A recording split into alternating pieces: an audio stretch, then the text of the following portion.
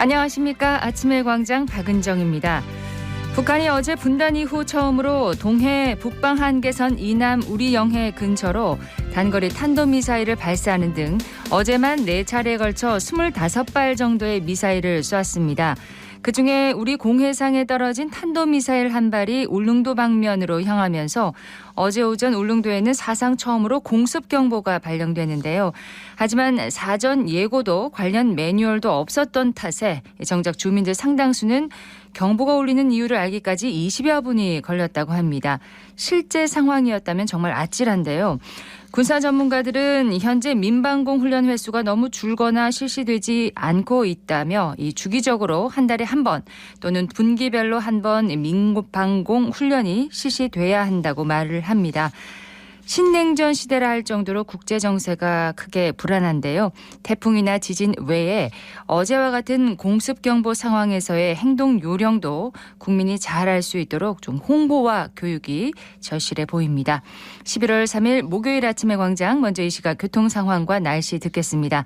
윤가영 리포터. 네, 먼저 고속도로입니다. 경부고속도로 부산 방향으로 다부 부근 129.2km 지점부터 다부 127.8km 지점 2차로 쪽으로 작업이 진행되고 있습니다. 중앙고속도로는 양방향으로 다부터널 125km 지점 차량 증가로 인해서 정체를 보이고 중부내륙지선은 양방향으로 성서 나들목 가까이 하면서 서행으로 이동하고 있습니다. 이어서 시내도로입니다. 달구벌대로 206 내거리에서 성서 내거리 방향으로 신호 주기에 따라 몰림과 풀림 반복하고 신천대로는 서대구 나들목 방향으로 수성교 빠져나오면서부터 답답합니다. 경대교까지도 차간 간격 좁히면서 이동하고 있고 침산교 나오는 길로 속력 회복하겠습니다. 이어 팔달교 위쪽으로도 차량 많아 더디게 이동합니다.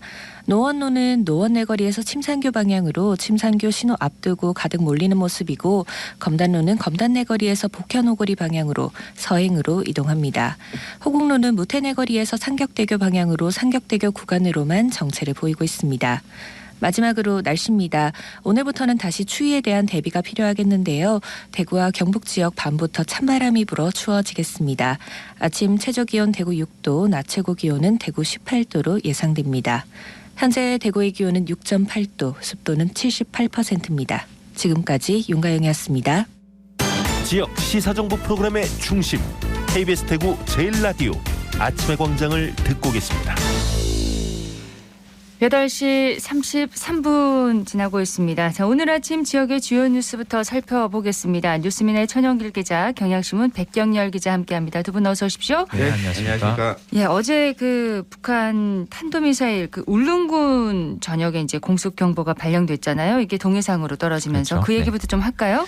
네, 북한이 탄도미사일을 발사한 어제 그 울릉군 전역에 말씀하셨듯이 공습 경보가 이제 발령이 됐는데요.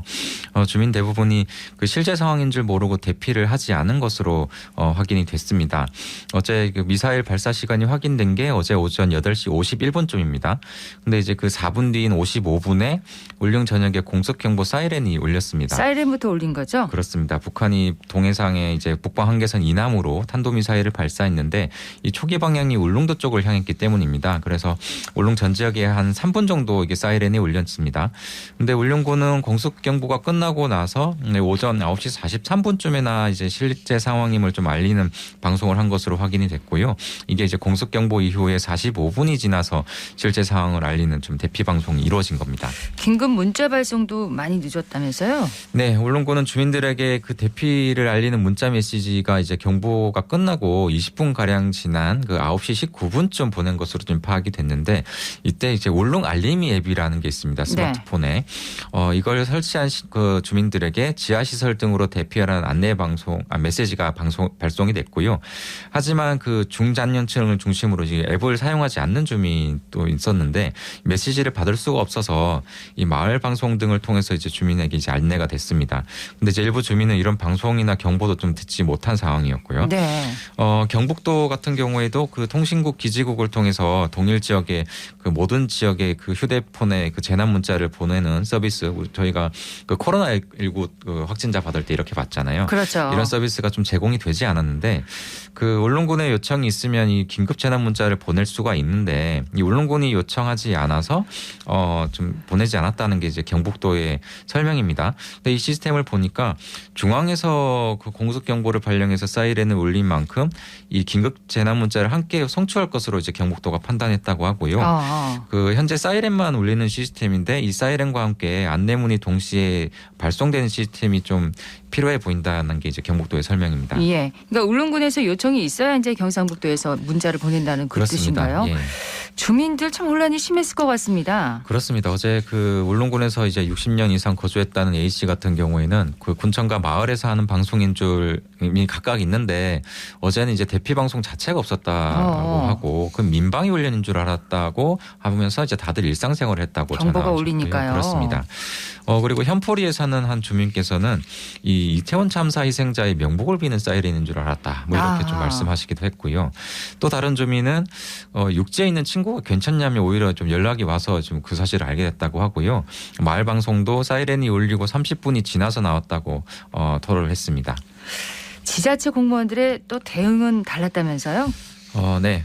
이제 훈련 사실이나 뭐 이런 것들은 공무원들은 당연히 알 수밖에 없는데 어제는 훈련 사항이 아니었던 거죠. 그러니까 이제 경속경보 발령 당시에 실제의 상황임을 모두 알아차린 이제 공무원들은 급히 지휘공간 등으로 좀 대피를 했습니다. 이 경보대 울릉군에는 공공기관 직원들에게 전달된 대피 안내 메시지에도 실제 상황, 즉시 대피 바람 뭐 이렇게 좀 쓰여 있었다고 하는데 공무원들은 대피를 했단 말인가요? 즉각? 그렇습니다. 네. 그 주민들이 좀 대피했는지 여부에 대해서는 아직 좀 파악이 제대로 안 됐었습니다. 그때 당시에. 경북도에서도 그 중앙 민방위 경보 통제센터에서 울릉군으로 직접 공습 경보를 내렸기 때문에 이 매뉴얼상으로 봤을 때는 재난 상황은 즉시 대피 방송을 해야 하지만 네. 이런 민방공 경보 같은 그 어제 같은 상황은 따로 규정이 없다고 해명을 했습니다.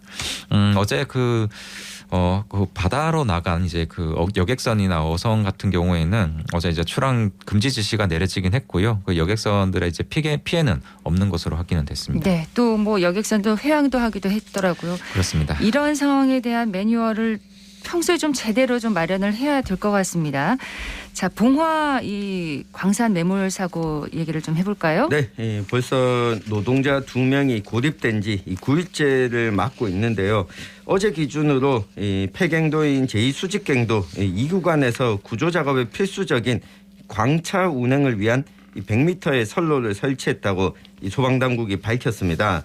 이 선로 앞부분은 사람이 걸어 다닐 수 있을 정도여서 이 작업이 좀 수월하지만 마지막 20m에서 25m 구간은 암석이 가로막고 있는 것도 확인됐다고 밝혔습니다. 이 광차는 파쇄한 이 부순 암석을 지상으로 배출하는 역할을 하는데요. 이 광산업체 쪽에서는 오늘 오전까지는 이 작업이 완료될 것으로 예상한다 이렇게 밝혔습니다. 새로운 진입로도 발견이 됐죠? 네, 그동안 폐쇄경도로 여겼던 곳이 120m가량 뚫려 있었던 것을 확인하게 됐는데요. 이 폐경도 끝에 20m 정도 두께의 암석을 뚫으면 노동자가 고립된 곳으로 접근이 가능할 것으로 보고 있습니다. 네. 뭐 암석의 재질과 지형 변화 등 변수가 많아서 작업 시간을 단언하기는 어렵지만 이 구조 작업의 속도가 좀 나지 않을까 또 기대를 하고 있습니다. 네, 반가운 소식을 기대를 해보겠습니다. 지역 소식은 여기까지 듣고요. 자, 이슈 토크로 넘어가겠습니다. 오늘 짚어볼 이슈는 뭔가요? 네. 대구시와 안동시가 어제 맑은 물 상생발전 협력을 위한 업무 협약을 체결했습니다. 이 대구시는 먹는 물 문제의 근본적인 해결을 기대하고 있지만 이 정부가 지금 또 난색을 보이고 있고 환경단체는 반발하고 있는 상황이라서 앞으로 과제가 좀 적지 않은데요. 어떤 내용인지 앞으로 전망은 어떤지 한번 살펴보겠습니다. 자, 어제 체결한 협약의 내용부터 좀 소개를 해주세요. 네, 대구시는 취수원으로 그 안동 지역에 있는 댐물을 좀 활용을 하고 안동시의 국비 등 이런 기금이 좀 지원될 수 있도록 힘을 모으기로 했다는 게 이제 협의를 했고요. 또 안동 이마댐의 수질 개선과 소변관광의 활성화 사업에도 협력하기로 했습니다. 또 대구 경북 통합신공원과 연계한 산업단지 조성 계획에 이 안동시가 포함될 수 있도록 노력하고 신공항과 두 지자체를 잇는 그 교통 인프라를 확충하는 것에도 힘을 모은다는 데 이제 그 협력을 했고요. 네. 이 밖에 그 대구시는 안동의 농특산물 구매와 판매 홍보 등 소득 증대 노력을 기울이고 두 도시의 주민 교류 또 문화예술 협력 등을 위해서도 노력한다. 뭐 이런 내용도 있습니다. 안동 이맛댐을 대구에 공급하는 내용이 국가 상수도 계획에 좀 반영될 수 있도록 공동 대응한다는 내용도 협약서에 있고요. 또 두 지자체는 그 낙동강 속의 그 안동 이맛댐 주변의 규제 완화 또 수질 증진을 위한 그 제도 개선에도 동참하기로 했습니다. 근데 지금 다른 건 모르겠는데 대구와 안동시 간의 논의는 그야말로 아주 일사천리로 잘 진행이 되는 모습을 보이고 있습니다. 네, 이게 7월부터 이 물꼬를 트기 시작했는데 홍준표 대구시장과 이 권기창 안동시장의 이 공약과 또 맞물려 있다 보니까 일사천리로 진행이 되고 있습니다. 예. 이 8월에 대구시청에서 안동시장과 대구시장에 이 대담이 있었고 이때 이 상생 발전에 대한 논의가 급물살을 타기 시작했습니다. 여기다 안동시가 이 시민 포럼도 열고 이 전문가 의견을 듣기 위한 이 정책 토론회도 열었는데 이 당시 토론회 때 제가 토론자로 초청을 받아서 다녀왔는데 안동 시민들 그리고 뭐 유관 단체들 약 200여 명이 참석을 하기도 했었거든요. 예. 그만큼 좀 의지를 보이고 있는데 이 대구시가 정부에도 이 맑은 물 하이웨이 정책을 공식적으로 건의했고 이 환경부 장관이나 국무조정실장의 대구 방문 시에도 이 부분을 강하게 좀 어필을 했습니다. 당시 이 정부의 국무조정실장은 맑은 물 하이웨이에 대한 정책을 이해하고 있고 구체적 방안이 나오면 추가로 검토하겠다. 이렇게 긍정적인 신호를 보내기도 했습니다. 네, 맑은 물 하이웨이 사업 그러니까 안동댐과 이맛댐의 물을 관로를 통해서 이제 대구로 가져오는 사업이잖아요. 그렇습니다. 이제 맑은 물, 그러니까 댐물이 이제 맑은 물이라는 거고요. 하이웨이가 이제 그야말로 관로를 깔아서 뭐 네. 고속도로처럼 물을 가져오겠다는 겁니다. 이 대구에서 명칭이 이제 맑은 물 하이웨이 사업이고요.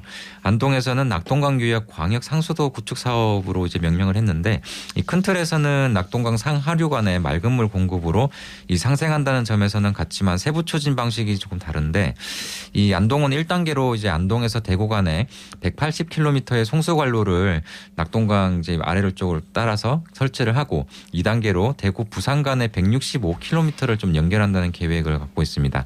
이 여기에 이제 추정 사업비가 1조 9,100억 원에 달하고요. 네.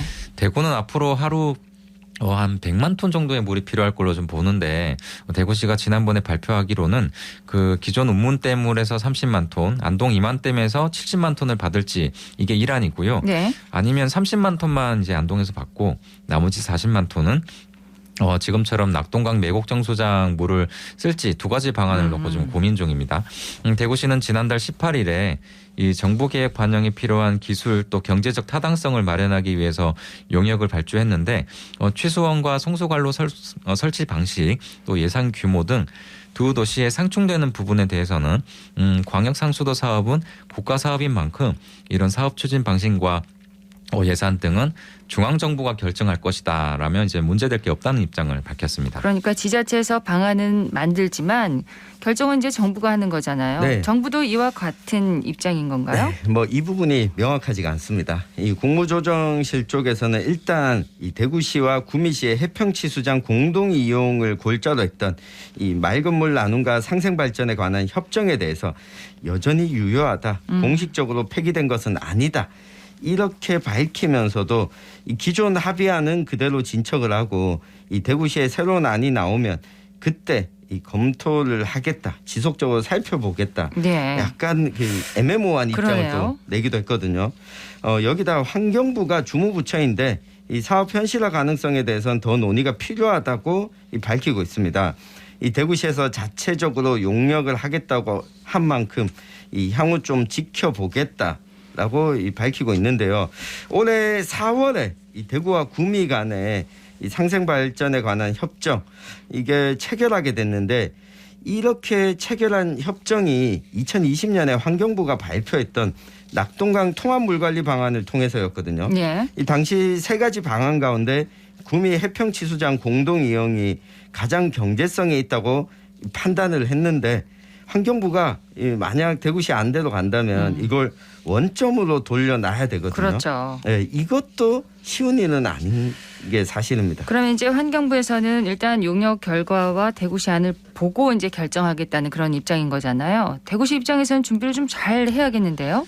그렇습니다. 이게 일단은 두 지자체가 더욱 전략적으로 좀 나서야 된다 뭐 이런 목소리도 있는데 기존의 이마댐에서 영천댐의 도소관로보다 3배 이상 좀 길어진 관로를 새로 깔아야 되고 이게 앞서서도 이제 소개를 해드렸는데 1조 원이 넘는 걸로 지금 추산이 됩니다. 사업비가 많습니다. 그렇습니다. 이런 사업비까지 좀 예상이 되면서 정부가 더욱더 좀 하기가 좀 힘들어지는 그런 상황이 이제 있는 거거든요. 네. 안동은 이미 지난 2001년에 완공한 그 이마댐에서 영천댐 도소관로 53km 정도 공사에 한 3,530억 원을 들여서 20년 넘게 그 이마댐 물을 하루 40만 7천 톤씩 영천댐으로 좀 보내고 있습니다. 이 물이 그 대구 금호강 하천 유지수 또 포항 경주 영천 등지의 용수로 좀 쓰이고 있는데 하지만 이 도소관로 사업이 2001년 이제 통소되기까지 우여곡절이 좀 많았습니다. 네. 물 부족 문제 또 금호강을 살리기 위한 대안으로 추진됐지만 지자체 갈등 또 주민 반대 등으로 완공까지 10년이나 좀 걸린 꽤 건데요. 오래 걸렸네요. 그렇습니다. 사업 추진 과정에서도 이 공사비가 제때 확보되지 않는 등 차질을 빚으면서 이 공사 완공이 당초 계획된 1998년보다 한 3년 정도 늦어지기도 한 겁니다. 정치권에서는 과거 영천댐 도소관로가 우여곡절과 논란도 많았기 때문에 정부도 강한 난색을 좀 표하고 있는 것으로 보인다고 이렇게 좀 전했고요. 네. 대구시가 용역을 통해서 구미와의 관련 협정 파기의 당위성 또 낙동강 상류 물 사용의 타당성 근거를 좀 제시해야 한다 이렇게 조언을 합니다. 네. 용역은 착수가 됐나요? 네, 지난달 중순쯤에 착수가 됐고요. 1년이 기간입니다. 내년 이맘때쯤 이 결과가 좀 나올 것으로 보이는데 낙동강 상류댐의 평시 또 가일수기 시에 이 수자원이 충분한지 또 수질 개선 내용, 치수장과 정수장에 새롭게 증설하는 방안까지 비교하고 분석하는 내용 등으로 이 용역이 이루어질 예정입니다. 네. 환경단체의 반발도 좀 넘어야 할 과제죠. 네, 대구시와 안동시가 그 안동 이마댐 맑은물 공급과 상생발전 업무 협약을 좀 체결을 어제 하니까 그 안동환경운동연합 그리고 대구환경운동연합 등 8개 단체가 그 생태계 파괴와 지역 갈등 우려 등의 이유로 좀 반발을 했습니다. 이들은 안동 이마댐 맑은물 공급 사업이 낙동강 수량 부족으로 인한 좀 생태계 파괴 그리고 지역 갈등을 좀 부추길 것이라고 지적을 했고요. 네. 또 지난번에도 이 시간에 소개를 드린 것 같은데 그 안동댐에 중금속이 아래에 좀 깔려있다 그렇죠. 이런 문제 또 수돗물 안정성 문제도 있다며 좀 주장을 하면서 낙동강 본류의 수질을 개선하는 게 좀 우선이다 이렇게 촉구하고 있습니다. 앞으로 사업 전망 어떻게 보십니까? 네, 이게 안동시 의회 입장도 좀 넘어야 되는데요. 안동시 의회가 어제 협약식 참여를 둘러싸고 의견을 물었거든요. 이 9대9로 처음에는 찬반이 갈리면서 의장이 협약식에 불참하는 걸로 예상이 됐다가 이 반대 의견을 냈던 시의원 한 명이 막판에 찬성 쪽으로 선회하면서 이 가까스로 의장이 일단 참석은 했습니다. 협약식에요? 네. 근데 2년 전에 놓고 보면 안동시 의회와 안동시가 함께 이 반대 입장을 냈었던 만큼 앞으로 또 어떻게 될지도 지켜봐야 되고요. 네. 그리고 이게 대구시가 이 치수량을 두고 대구시의 독자적 계획만 지금 계속 발표를 하고 있는데 이 환경부의 낙동강 통합 물관리 방안에 따르면 이 당시 해평 치수장을 공동 이용하는 것으로 하고 운문댐 물의 30만 톤은 이 울산의 방구대 안각화를 보존하기 위한 용도로 사용하기로 또 같이 맞물려 있었거든요. 예. 이게 지금 대구시가 나오고 있는 안을 보면 대구시의 계획만 논의가 되고 있어서 이 상류와 하류의 다른 지자체들의 반발도 앞으로 좀 넘어야 될 사안입니다. 그리고 기존의 맑은물 협약도 아직 살아 있잖아요. 그렇습니다. 앞서 청 기자가 소개했듯이 기존의 협약이 이제 아직 살아 있습니다. 그래서 저는 이 사업이 그렇게 장밋빛 전망까지는 아니라고 좀 보는 이유가 이것 때문인데요. 당시 그 지난 4월에 협약 같은 경우에는 국무조정실, 환경부, 그 대구시, 경북도, 구미시까지 다 합계한 겁니다. 예. 근데 지금 같은 경우에는 대구 안동만 이게 적극적인 찬성을 하고 업무협약까지 맺은 거거든요. 경북도도 입장을 명확히 밝히지 않았어요. 환경부도 지금 좀 난색을 표하는 거고요. 그래서 이 부분이 좀 깔끔하게 좀 매듭지어지지 않고 지금 후속 논의만 대구 안동에 좀 속도를 내는 게 우려스러운 측면이 분명히 있는 것 같고요. 네. 이게 그 4월 협약을 깨므로써 좀 깬다고 지금 주장을 하는 거잖아요. 그래서 지금 구미시하고 그리고 경북도하고 사이도 좀 금이 간 게 사실이거든요. 뭐 대구 경북 연구원이 좀 분리되는 등 이런 좀 다른 좀 쪽으로 확산이 되는 부분이 예. 있습니다. 그래서 이 갈등 같은 이런 부분을 좀 명확하게 매듭을 짓고 해결한 뒤에 새로운 사업을 논의하는 게 맞지 않나 이런 생각이 들었습니다. 네. 대구시와 안동시의 맑은 물 공급 상생 협약 체결과 관련된 내용을 정리해 드렸습니다. 뉴스민의 천용길 기자, 경향신문 백경열 기자였습니다. 고맙습니다. 네, 감사합니다. 고맙습니다.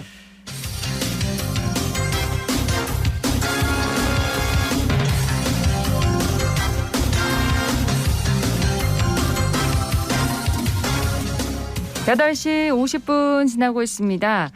대구 희움 울분군 위안부 역사관에서 이 위안부 피해자 관련 특별 기획전이 지금 열리고 있습니다. 위안부 피해자들 또한 누군가의 딸이자 우리의 평범한 이웃이라는 그런 메시지를 전하는 전시라고 하는데요.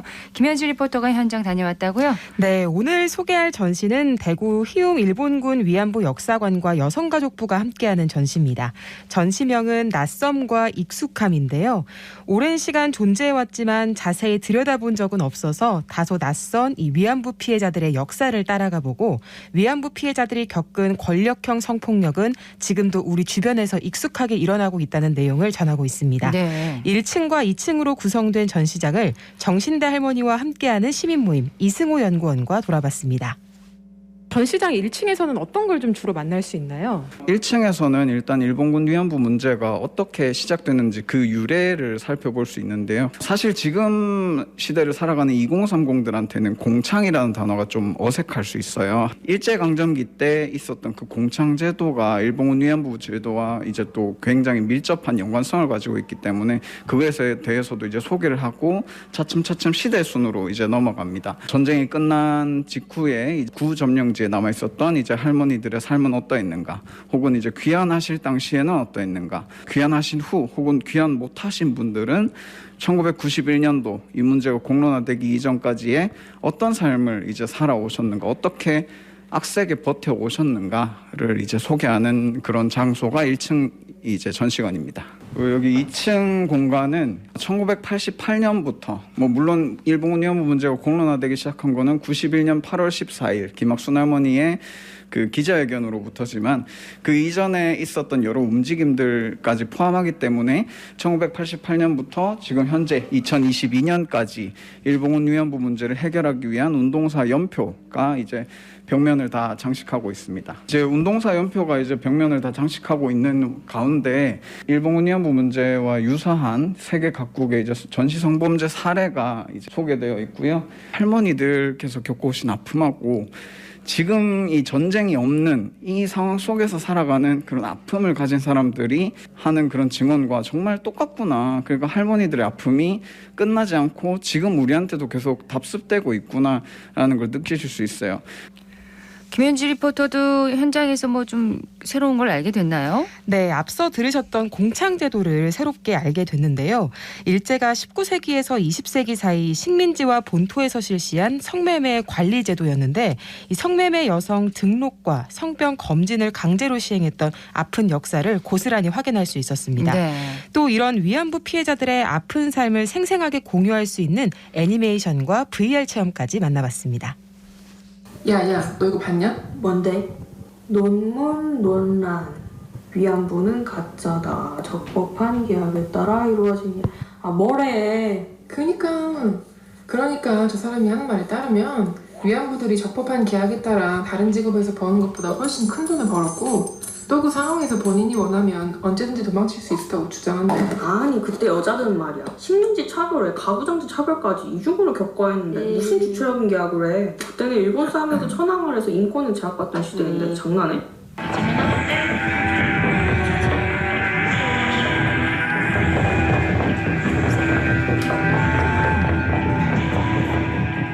어떤 어떠셨어요? 방 가로 왔다 갔다 하면은 그 2차 가의 말들이 막 들려요. 막 아빠가 너 좀 그때 그렇게 때린 거 그렇게 맞고 잘하는 거지 뭐 그럴 수도 있지 이런 식으로 2차 가해 말들을 듣는데 이런 우리가 일상적으로 겪는 폭력들이 할머니들이 겪는 2차 가해랑 그렇게 다르지 않다라는 생각이 들었고요. 그래서 우리도 이런 우리 주변에 아픈 고통을 받는 사람들에게 또 다시 그 사람들을 아프게 하는 말들을 하지 말아야겠다. 진짜 우리가 그 사람들을 위로하기 위해서 어떤 말을 해줘야 될까 하는 생각을 좀 하게 되었던 것 같습니다. 어떤 이번 전시만의 차별점도 있을까요? 네, 특별히 위안부 피해자들이 그동안 갖고 있었던 아픔을 그들의 증언 기록으로 생생하게 만날 수 있다는 게 차별점입니다. 마지막으로 관람객들 이야기 들어보시죠.